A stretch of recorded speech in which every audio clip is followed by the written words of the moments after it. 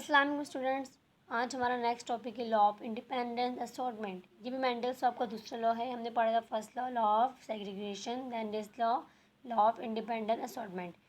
ये लॉ भी इससे डिफरेंट है, बट ये कहता है कि जब किसी भी इंडिविजुअल में, ऑर्गेनिज्म में जब म्यूसिस का वक्त आता है तो उसके अंदर जो फैक्टर्स को कंट्रोल करने वाले जो जीन्स होते हैं वो आपस में क्या होता है, सेग्रीगेट हो जाते हैं और अपनी अपनी मर्ज़ी से जो है वो अपने अपने गैमेट्स में चले जाते हैं।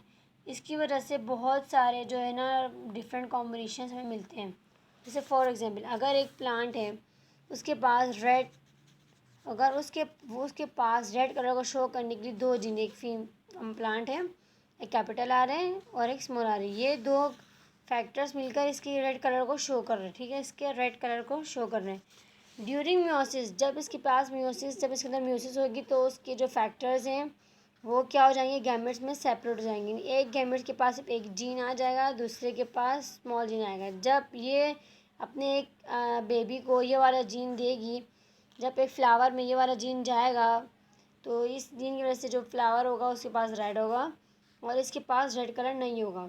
दोनों जीन ये अपनी तरफ से देगी, बट जिसके पास ये वाला जाएगा उसके पास रेड कलर होगा और जिसके पास जाएगा वो वाइट कलर होगा, यानी वो कलरलेस होगा। ओके, कहने का मकसद है कि एक प्लांट के पास दो जीन थे। ये आप अगर इंडिविजुअल की बात करें, फॉर एग्जांपल इन ऑर्गेनिजम्स में फीमेल के पास भी, मेल के पास भी, अभी हम फिलहाल प्लांट्स की बात कर रहे हैं, रेड कलर की बात कर रहे हैं, तो इन्होंने क्या किया, जब गैमेट्स बनने के वक्त आए तो उन्होंने अपने जो फैक्टर्स को अलग अलग अपनी मर्ज़ी से जो है ना वो इनके फैक्टर्स खुद ही सेपरेट हो गए। इसकी वजह से बहुत सारे कॉम्बिनेशन हमें दिखाई देते हैं। फिर जो प्लांट थी उसके पास और रेड कलर था, बट जब इसके अपने बहुत सारे फ्लावर्स प्रोड्यूस होंगे तो उसके पास रेड कलर भी होगा as well as white colour भी होगा। तो यही लॉ ऑफ इंडिपेंडेंस असॉर्टमेंट हमारा यही कहता है। यहाँ आप देख सकते हैं, members of one pair of gene segregate independently members of another pair of gene, यानी कैपिटल आर स्मॉल आर से अपनी मर्जी से दोनों क्या हो गए, सेपरेट हो गए। इसीलिए so the distribution of contrasting character in gametes is independence, इसीलिए गैमेट्स में मौजूद उन जीन्स की जो क्लासिफिकेशन थी, जो डिस्ट्रीब्यूशन थी, वो इंडिपेंडेंटली उनकी अपनी मर्जी से हो गई। जब therefore all possible combinations of genes in each gametes is possible, इसीलिए कोई भी इजीली पॉसिबल कॉम्बिनेशन अकर हो सकता है। फॉर फर्दर एक्सप्लेनेशन यहाँ पर हम पढ़ते हैं इनहेरिटेंस ऑफ टू ट्राइड।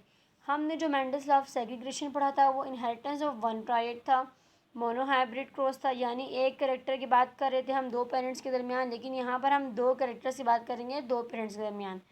यहाँ पर यहाँ कहें तो cross between two parents differing in two traits. अब यहाँ पर पेरेंट्स के दरमियान हम बात कर रहे हैं, बट हम उसमें हमने सेग्रीगेशन सिर्फ एक ट्राइड लिया था, रेड कलर लिया था, बट यहाँ पर हम दो ट्राइड लेंगे तो इसको बोलते हैं डाई हाइब्रिड क्रॉस। और इसके नतीजे में जो हमें पास नया जो रेशो बनेगा टू जनरेशन का, उसको हम बोलते हैं डाई हाइब्रिड रेशो।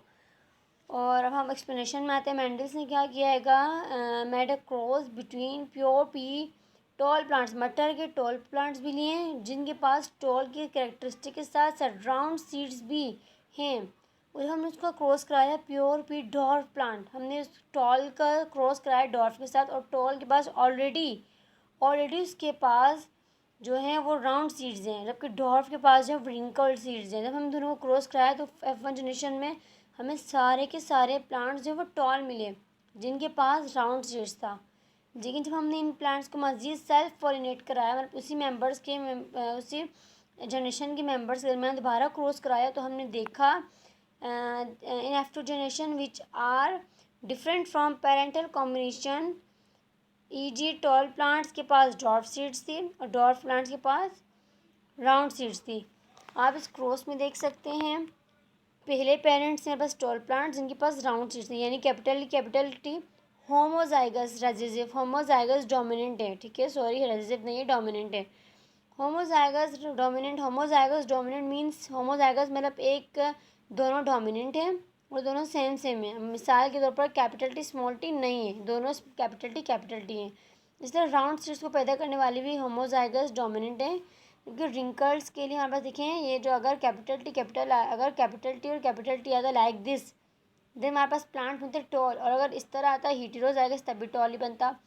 तो उन्होंने यहाँ पर डॉर्फ का कैरेक्टर दिखाया हुआ है, फिनोटाइप दिखाया हुआ है, जीनोटाइप दिखाया हुआ है और उसके रिंकल्ड सीड्स में हमने इनका क्रॉस करवाया तो क्रॉस करने से पहले ये जो इसका पहले जो कैपिटल टी होगा ये पहले इसके साथ क्रॉस करेगा, फिर यही टी दोबारा इस वाले आर के साथ भी क्रॉस करेगा। सेम ये यहाँ पर होगा, ये कैपिटल टी इसके साथ क्रॉस करेगा, देन यही कैपिटल टी इसके साथ भी क्रॉस करेगा। यहाँ भी यही होगा, ये जो कैपिटल टी है स्मॉल आर के साथ भी क्रॉस करेगा, देन यही स्मॉल टी इस दूसरे वाले स्मॉल आर के साथ भी क्रॉस करेगा, ये इसके साथ क्रॉस करेगा और ये इसके साथ भी क्रॉस करेगा। हमने 4 डिफरेंट गैमेट्स बना दिए, फिर हमने इनको क्रॉस करवाया चेकर बोर्ड पर। यहाँ हमने सारे फीमेल की तरफ ले लिए और यहाँ सारे मेल वाले ले लिए। मर्जी होती है आप कोई भी ये ऊपर रख दिए नीचे रख दिए, तो हमने रख दिया। जो हमने इसका क्रॉस कराया कैपिटल टी कैपिटल आर का, स्मॉल टी स्मॉल आर का, देखिए आपके पास ये आ रहा है। ये इस तरह हमने सबके क्रॉस करा दिए, इसका और इसका, देन इसका और इसका, देन इसका और इसका। इस हमने बहुत सारे क्रॉसेस सब हमने करा लिए। तो हमने देखा कि यहाँ पर हमारे पास सारे जितने भी प्लांट्स हैं वो सारे टॉल हैं प्लस राउंड सीड्स हैं। टॉल कैसे में पता चला, क्योंकि कैपिटल टी स्मॉल टी नहीं, एक टी डोमिनेंट है, एक जीन डोमिनेंट है और एक जीन रेसेसिव है। जब डोमिनेंट होगा तो वो अपने डोमिनेंट की कैरेक्टर को शो करेगा। सारे जीन यहाँ पर एक एक एक एक एक एक डोमिनेंट है, यानी सारे प्लांट्स टॉल हैं प्लस उनके पास कैपिटल आर है, यानी राउंड सीडेड डोमिनेंट है। फिर हमने इसी जनरेशन के मेंबर्स का आपस में क्रॉस कराया है, देखें ये रहा। अब यहाँ पर गैमेट्स बनाना इजी था, क्योंकि यहाँ पर जो थे वो सेम सेम थे, बट यहाँ पर गैमेट्स बनाना थोड़ा कन्फ्यूजिंग है। आप गौर से देखिए मेरे स्टेप्स को। हमने इस कैपिटल टी का क्रॉस पहले कैपिटल आर के साथ कराया, ये रहा। फिर हमने इसी कैपिटल टी का क्रॉस स्मॉल आर के साथ कराया, ये रहा। फिर हमने स्मॉल टी का क्रॉस कैपिटल आर के साथ कराया, ये रहा। दैन स्मॉल टी का स्मॉल आर के साथ कराया। सेम प्रोसीजर यहाँ पर भी होगा, कैपिटल टी पहले बड़े आर के साथ होगा, then capital T small R के साथ, then small T capital R के साथ होगा, स्मॉल टी स्मॉल आर के साथ होगा। फिर हम इन तमाम गैमेट्स को दोबारा से क्रॉस करवाएंगे आपस में, ये रहा आप देख सकते हैं। जब हमने कैपिटल टी कैपिटल आर का हमने इन दोनों क्रॉस कराया तो capital T capital T capital capital R बन गया। जब हमने इन दोनों क्रॉस कराया तो 2 कैपिटल टी आ गए और एक कैपिटल आर स्मॉल आर बन गया। इस हमने तमाम क्रॉस कराया तो हमने ये देखा कि इस बार टॉल और राउंड सीड्स के प्लांट्स तो हैं, बट टॉल और रिंकल्ड सीड्स के भी हैं। जबकि जब पेरेंट्स के पास कैसा कॉम्बिनेशन था, पेरेंट्स टॉल थे प्लस राउंड थे और डॉर्फ थे प्लस रिंकल थे। लेकिन अब हम देखेंगे कॉम्बिनेशन में चेंज आएगा, टॉल है बट वो अब रिंकल आ रहा है और राउंड है बट वो डॉर्फ आ रहा है, चेंज आ गया है। पेरेंट्स में ये वेरिएशन नहीं था, लेकिन अब आने वाली जनरेशन में चेंज आ रहा है। क्यों? क्योंकि जीन इजीली सेग्रीगेट हो गए हैं। आप भी हमने यहाँ क्रॉस कराया, अब आप इसका देख सकते हैं रिजल्ट। जब हमने इसका फिनोटाइप नहीं रिजल्ट निकाला तो हमें टॉल राउंडेड यानी वो प्लांट जो टॉल भी थे जो राउंड भी थे वो 9 ये एक्चुअल पेरेंट थे। टॉल और राउंडेड एक्चुअल पेरेंट है 9 है। देन टॉल और रिंकल्ड ये हमारे पास नहीं था, ये नया कॉम्बिनेशन हमारे पास आया, नया कॉम्बिनेशन है। देन हमने इसका 3 रेशियो आ रहा है। देन डॉर्फ और राउंडेड ये पेरेंट है, ये पेरेंट है और ये पेरेंट है, जबकि ये हमारे पास न्यू कॉम्बिनेशन आ रही है, ये न्यू है, हमने कराया तो ये रहा। So please subscribe to my YouTube channel and keep your preparation best.